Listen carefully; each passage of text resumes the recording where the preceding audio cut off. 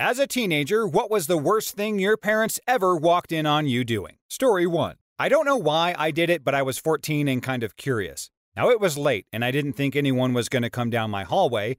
I left my door wide open. I knelt down to the ground, stuck my tongue out, and placed it on the wall, and proceeded to lick the wall from the bottom to as high as I could upon standing up. I looked to my left, and my dad was just standing there with a big smile on his face, and he yells to my mom, "Yo, this weird kid is licking the wall." I still don't understand why I had the urge to do that. That was a weird night. I wonder how it was. Like, do different styles of wall and paint have different tastes and textures? Maybe the walls in a kitchen actually taste okay with all the grease and stuff that gets stuck on them during cooking. Is this like a weird animal instinct thing of marking your territory or something? I'm a little bit concerned. Story 2. Me and my girlfriend at the time were banging it out on my bedroom floor, right in front of the door with our pants barely off. My mother opens the door and just says, "What are you two doing?" And I just reply, "Monkey business." From her angle, it probably only looked like we were wrestling, as we often did before. So she just accepted that and left. Still finished. In fact, I should thank her for buying me another 5 minutes. Story 3. This is not a getting caught story. This is an almost getting caught story. So I was at home in my basement watching some adult shows as a normal 14-year-old would. Right when my mom starts walking down the stairs,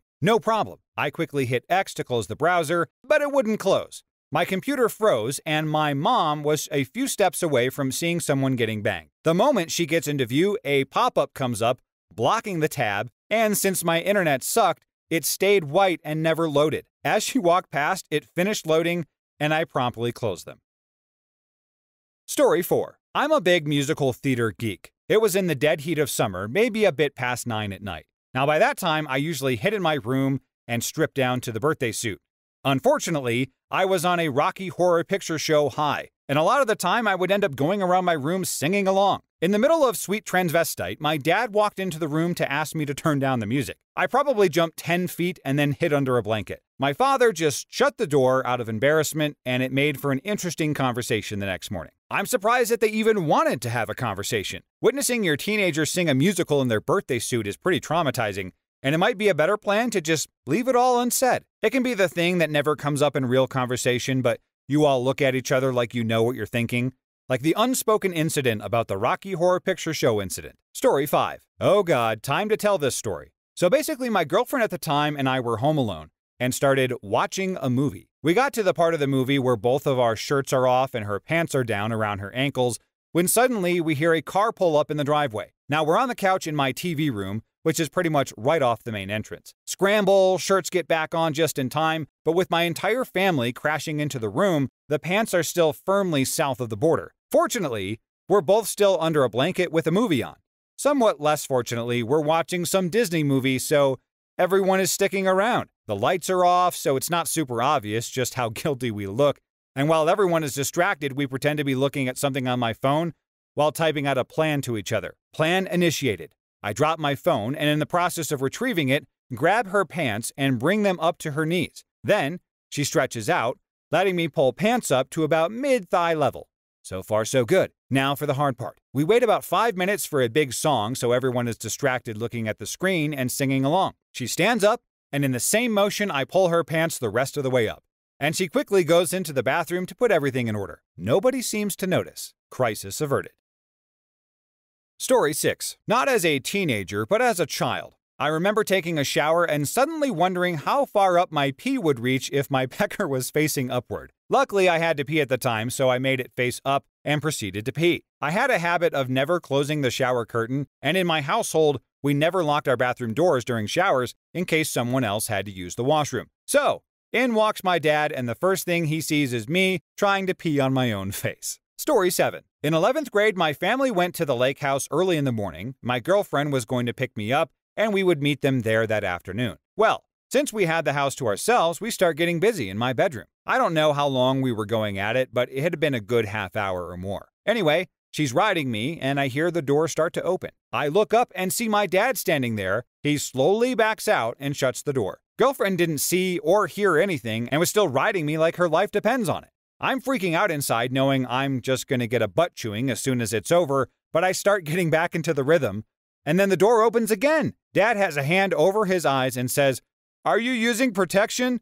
The girlfriend freezes and I say, "Yes, sir," and he says, "Game on," and leaves. Never said another word about it. That's a thoughtful and concerned father right there. His first reaction was to get the heck out of there, but then he just couldn't let it go that they might be doing the deed not safely. He wouldn't be able to live with himself if he didn't double check, and then he's got some new grandkid on the way. I know the guy was freaking out because he thought his dad would be angry, but his parents are probably just happy that their son is doing this under their roof, opposed to sneaking out. Story 8. One night when I was 17, my girlfriend snuck me up into her bedroom, as she often did. We were watching Titanic when her mom came in to tell her to turn it down sometime after midnight. She sees me and starts yelling at my girlfriend in Vietnamese. My girlfriend comes from a very conservative Vietnamese Catholic family, and I'm a secular white guy. I had no idea what was going on, so I hid under the covers in the hopes that she was yelling at her about something else because I couldn't understand crap. Eventually, I hear, Guy, you come out from bed, Guy," in broken English. She then proceeded to chase me out of her bedroom and into the yard, slamming the door shut behind me. Now, luckily, I was clothed, and I can't imagine if she had come up to when we were having fun 10 minutes prior, and luckily, I had a friend's place to stay that night. I'm still with that girl almost 4 years later, and it is always a little bit awkward trying to talk to her parents. Story 9. Mine doesn't seem so bad. It's the reaction that made it suck harder than anything else that would happen to me. So, I did drama in college. I'm English, so I was 17 in college, not university. And thanks to some kind of higher power, a girl called Emily was put in my class. Now, I had known Emily for a few years, performed with her in a bunch of shows, went to the same theater school as her, and had fallen completely in love with her. She is completely stunning, the most incredible dancer, and a straight-A student. On top of that, she was lovely, and we'd been friends for years. I tried to tell her how I felt once, but it ended up being just so awkward. So, we're putting together our final drama piece that has to be written and performed by our group. Unfortunately, her and I are placed in a group of invalids and end up doing all the work, so it's about a week before the performance, and we still don't have all of our stuff together. So, Emily and I stay behind after college to finalize scripts and get together light cues, sound effects, etc. We were in college until 9 p.m., and she asked me if I'd like a lift home. I say yeah, and we drive to my house. She already knew my parents, so she goes in and talks to them. And I say before she leaves that we may as well download the sound effects for the show. Now I know that this should be a dream scenario for someone like me, the girl of my dreams in my room. I was so worried about getting the work done and knew she didn't like me in the same way, so I just saw it as two friends working. So here's where it gets awkward. We go up to my room and there's only one chair, so we both sit on the bed with my laptop. My main light bulb has gone, so the only light on is my lamp, making it look like mood lighting. And the sound effects we're downloading? Marvin Gaye's Let's Get It On, for a comedy scene in the center of the play. So there we are, sitting close on my bed, mood lighting on, Marvin Gaye playing, and I reach behind her to get the drama notes off my windowsill when my dad walks in. It takes Emily and I half a second to realize how this looks, and then two things happen. Emily jumps about 3 feet away from me, and my dad looks at me, then her, and says, "Jesus, love, you can do better than him." To which Emily responds, "I know, I didn't, I thought it was work." To which my brain offers up, "It is! This is accidental! Dad, get out of my room!" The door slams and it goes quiet for a second. The girl I am completely in love with just jumped 3 feet away from me and thinks I'm a total creep. My dad just destroyed my self-confidence, and Marvin Gaye is still playing. Emily made her excuses and left. I finished downloading the tracks, and I never forgot that moment. Story 10. Caught me jerking the jerkin around midnight near the end of my junior year in high school. Had only a shirt on. She saw the light of my computer under my door, and I heard the footsteps but just wasn't fast enough. I laid there in the darkness, and then she came in and asked me what I was doing. I was silent for about 5 seconds before I said, "Nothing." Another 5 seconds of silence, her sleepy brain comprehended just what this nothing I was doing was. She then scoffed and said, "Well, stop it and go to bed." I was quick to comply, but I later thought how hilarious it would have been if I said, "Okay, just let me finish." She doesn't come into my room late at night anymore. Probably best for all parties involved. When will parents learn that no good can come from barging into a teenager's bedroom, especially at midnight? It's basically a coin flip as to what the teenager is doing in their room on their computer that late. It's either adult films or gaming, without question. This situation could also be avoided with a simple knock on the door and a 5 seconds delay, which would at least give the guy time to recover and cover himself. In the comments, if it's midnight and you're on your computer in high school, what are you up to? Story 11. After a particularly heavy night on the sauce, myself and 5 mates all ended up back in my parents' house for a few unnecessary nightcaps. All of us had struck out with the ladies, and while moaning about this, Steve just stood up, took all of his clothes off, and started raving on about how fine a specimen he was and how we were no different. 5 minutes later, we're all bullock naked, clutching drinks, group hugging and reassuring each other of our worth when I noticed, over one of the lad's shoulders, my dad standing in the doorway to the living room. I looked him straight in the eye and he just turned on his heels and went back to bed. Man, it was uncomfortable at breakfast the next day. Story 12. They didn't walk in on me with this, but when I was a teenager, I went to a small Christian boarding academy.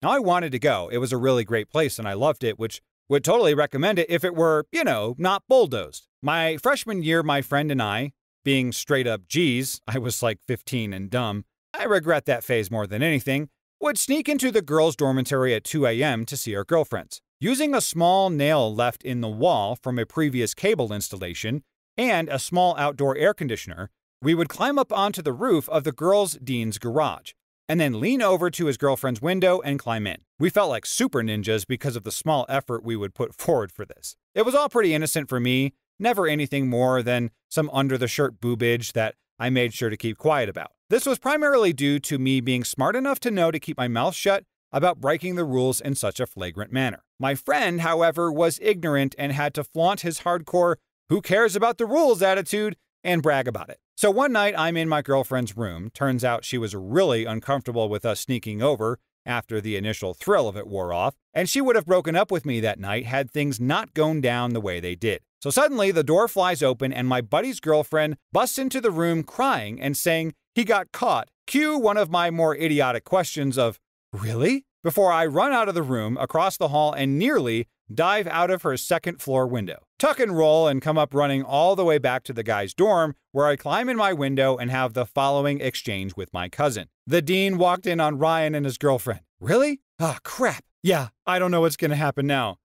Great talk. Apparently, in my flight across the dormitory hallway and out of the second-story window, some chick in the dorm sees me and I get told on. I find this out the next day when, after calling the school nurse and telling her I'm sick, the guy's dean comes and tells me I need to get dressed and go to the administrative council. After it's all said and done, since I wasn't actually caught in the dorm, I am given the option of withdrawing from the school for the rest of the semester, which was the last semester of the year, or being expelled. Years later, I realized the faculty being great people and giving a dumb kid a break. The withdrawal just goes on my school record as he withdrew from school instead of he was expelled for misconduct. Kind of a no-brainer. The inevitable ride home, sandwiched between my parents and the cab of our super crappy pickup, is the single most unpleasant thing I have done. My dad was so pissed off and just seething as he drove, and just wouldn't say a word. My mom was a picture of disappointment that I would do something so dumb and apparently crazy at such a young age. I don't think much was said beyond a mumbled sorry as I climbed in and stared at the hump in the middle of the floor. Ended up choosing to move out for the rest of the school year and living with my grandmother 2 hours away to avoid the feeling of, I messed up bad when I was around my parents. Story 13. I was a very sneaky kid and was always going through my parents' stuff. Now, I don't know why, but I realize now that I'm older that this isn't normal childhood behavior. Well, one day I found a massager hidden in the bottom drawer of their dresser. I played around with it and then touched myself with it, if you get my drift. I discovered some very pleasant things with that device. Cut to a few years later and I'm still using it, but now I know what it's for. I'm ashamed and embarrassed and weirded out, but I still do it. I'm awesome at covering my tracks and putting things back as they were, but one day, I was listening to the radio with my pants down around my ankles, having a wonderful moment, and I can still remember what was on the radio because the memory is so scorched in there. Well, my mother came home early from work and I hadn't heard her because of the music. She walked in on me using her vibrator. We never spoke of it again, ever. I really hope that this was the last time that device was used because there is no turning back from that, and it should forever be tarnished. Into the trash can it goes after that. If they wanted to get a toy after the fact, like a new one sealed in plastic, that's fine. But no one should ever be using their mom's used toy from the bottom drawer. I bet that mom rethinks how she hides stuff too because that all seemed way too easy to locate. Story 14. I had completely forgotten I'd done this. Here goes. Was watching an adult show. The actress looked a lot like my girlfriend. It was about 3 or 4 in the morning, and I lived in the basement at the time, so I thought I was pretty safe. Nope. Mom walks in inexplicably, close out the window, embarrassment. She just says, "Oh," and then walks out. As I'm sitting there with that awkward feeling and not really sure what to do, she comes back in, sits down on my bed, and says, "Son, was that your girlfriend?" "No, why?" "Son, that was your girlfriend.